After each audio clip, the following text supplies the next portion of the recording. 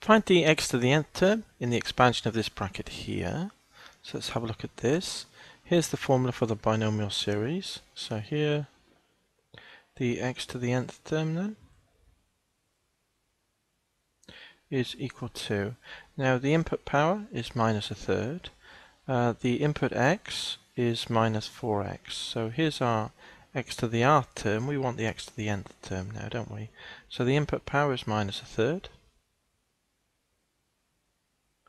Then we've got take away 1, so that's minus 4 thirds.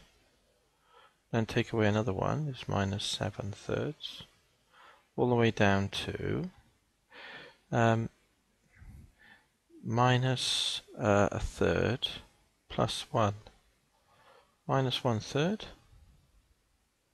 minus r, which is n in this case, power, plus 1. There's we want the nth power, don't we, of x to the r, multiplied by, so we've got that then, minus a third, minus n plus 1, yeah, that's fine. Then we want the input power, minus 4x, input x rather, to the power in question, which is n, as we said, all over n factorial. So this is equal to then, we've got minus a third, so these constituents, there's n of them, aren't there? Because there's 3 terms here for x cubed, there's 2 terms here for x squared. So there's n in total. So if we take a minus out, it will be a minus 1 to the power n. Here we've got 1 times 4 times 7 all the way up to this number here. What number is this? Well, this would be n plus 2 thirds. Because this is minus a third, 1 take a third is 2 thirds, minus n plus 2 thirds, minus n plus 2 over 3. And if we take out a third with a minus, which we need 2, we'd end up with 3n minus 2. 3n minus 2, let's just check that, minus n plus 2 thirds. Take out a minus a third, you'll have 3n, and then minus 2 would give you plus 2 thirds, yeah. So I've taken the minus out and I'm taking a third underneath. The minus goes in here. The third will come underneath with all the other 3's, and we've got all the way up to 3n minus 2.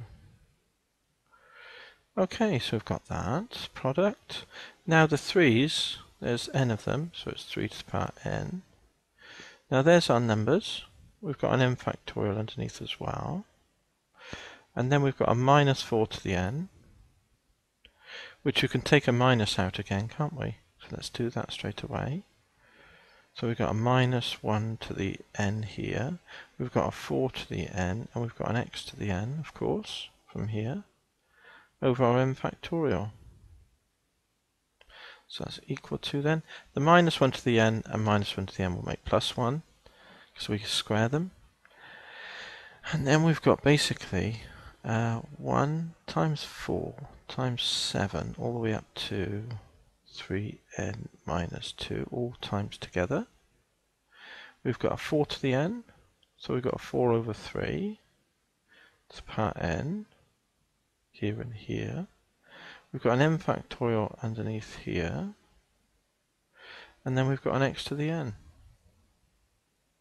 It's the x to the nth term.